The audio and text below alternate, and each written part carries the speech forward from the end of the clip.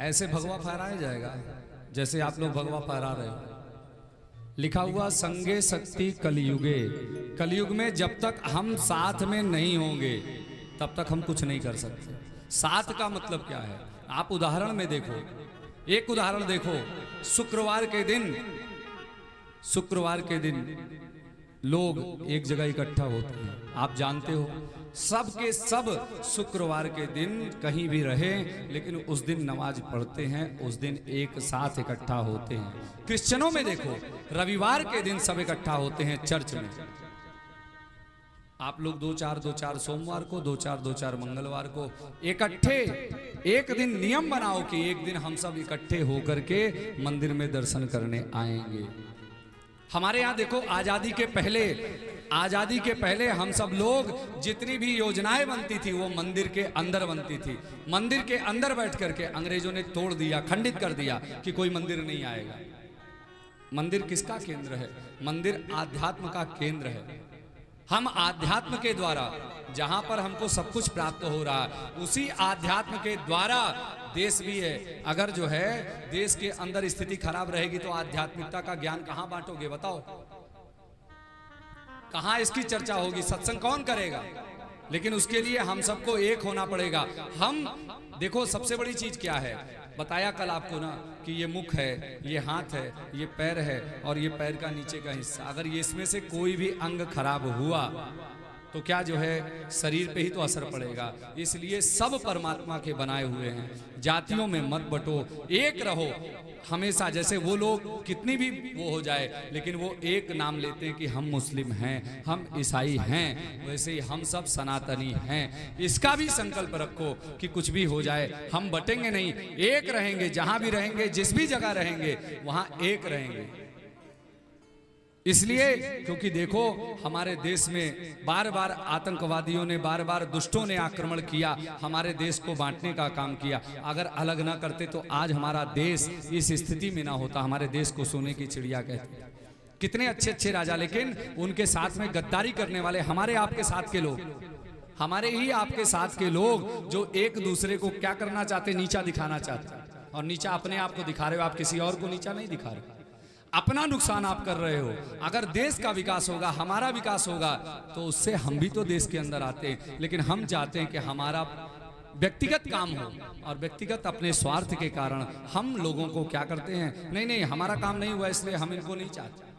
भैया, कोई भी व्यक्ति हो, चाहे नेता हो, मिनिस्टर हो, कोई भी हो, आपके अंदर क्षमता है कि आप उनको अपनी बात को सुनने के लिए मजबूर कर सकते हो। अच्छा काम करो, आप उनको प्रेरित करो, पत्र लिख करके कहो कि आप अच्छा काम करो, हम बार बार आपको जिताएंगे। लेकिन अच्छा काम नहीं करोगे तो हम जिताएंगे नहीं। मजबूरी में नहीं हम फैसला लेंगे, हम उसी व्यक्ति को बिठाएंगे, क्योंकि यही तो कमी है। हम लोग इस बात को देखते नहीं, आंख मूंद करके अपने मताधिकार का प्रयोग करते। अगर ये देख करके करो कि हाँ ऐसा कोई व्यक्ति हो, खड़े रहेंगे, तब तो आप साथ दो, क्योंकि आपका मताधिकार ही आपको जो है चुनाव करने के लिए वो करता है। लेकिन आप इसका प्रयोग नहीं करते। अपना शिकायत आप दर्ज कराओ, और जिस दिन आपके क्षेत्र में आए आप उनको जाकर के ये कहो कि भैया आपने काम हमारा नहीं किया, आगे बार हम आपको मौका नहीं देंगे। और अगर चाहते हो कि हम आपको मौका दें तो आप हमारा काम करो, हमारे काम को करो। हमारा कोई ज्यादा काम नहीं है। क्या काम है शहर में? बताओ, नाली का काम, सीवर का, पानी का, यही सब तो काम है।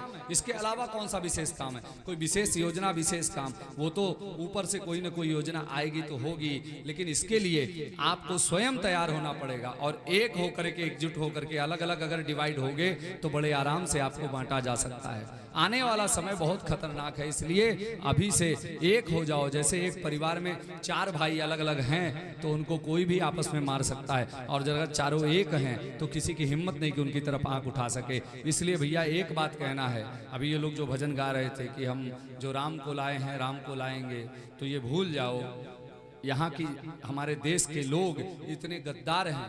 राम को लाने की बात नहीं है। आप भूल गए क्या 1992 में जिस समय बाबरी मस्जिद विध्वंस हुई थी, कहां मर गए थे उस समय लोग? जिस समय मुलायम सिंह यादव को मुख्यमंत्री बनाया था उत्तर प्रदेश का, कहां थे लोग? भारत में राम को मानने वाले कितने लोगों ने अपने प्राण की आहुति दी? क्या किसी का पता चला? आपके राजस्थान से भी बहुत से लोग गए थे और जाकर के उसी जो मलबा गिरा उसके अंदर दब के मर गए, किसी को पता नहीं चला कौन कहाँ गया। सोचो इतने लोगों ने अपने प्राणों की आहुति दी, आज ना मंदिर तैयार हुआ, लेकिन फिर वही चीज है, हम तुरंत को याद रखते, बाद में भूल जाते। अगर हमारा स्वार्थ पूरा होगा तो हम देखेंगे, अगर स्वार्थ नहीं पूरा होगा तो छोड़। अभी कोई हमको पैसे की लालच दे कि सबके खाते में 20-20 हजार रुपए साल में आएगा, आप देख लो भूल जाओगे सबको। भगवा क्या है, हमें पैसा मिले बस उससे मतलब है, हमारा स्वार्थ होना चाहिए। देखो देश के लिए चाहे कोई कितना भी पैसा दे दे, ये बताओ अगर कोई पैसा देगा तो क्या तुम अपनी माँ को बेच सकते हो, अपने जो है परिवार को बेच सकते हो? नहीं बेच सकते, तो कैसे बेच दिया? इसलिए इस भारतवर्ष की मिट्टी का कर्ज है हम सबको, हम सबके ऊपर कर्ज है, इस माटी का कर्ज। अगर माटी का कर्ज अदा करना है तो सबको एक होना पड़ेगा। बोलो भारत माता की जय। और अगर भारत माता के लिए अपने पुत्रों को, अपने परिवार के लोगों को अगर आपने तैयार नहीं किया, फिर से सुन लो, अपने परिवार के, अपने जनों को तैयार करो कि भारत माता पे भी तुम्हारा कर्जा है। इतनी पढ़ाई करो, इतने अच्छे बनो कि भारत का नाम रोशन करो, हमारे देश का नाम, हमारे समाज का नाम, आपके फुलेरा ग्राम का नाम आगे हो। इतना काम करो, इतना पढ़ो, अपने बच्चों को पढ़ाओ, खूब पढ़ाओ, अच्छी शिक्षा दो, अपनी बच्चियों को अच्छी शिक्षा दो, अच्छे संस्कार दो कि अच्छे मार्ग पे चलें, और अच्छे मार्ग पे चलते हुए अपने कर्तव्य का पालन करें। अपने कर्तव्य के पालन करने में देखो माँ बाप का विशेष योगदान है।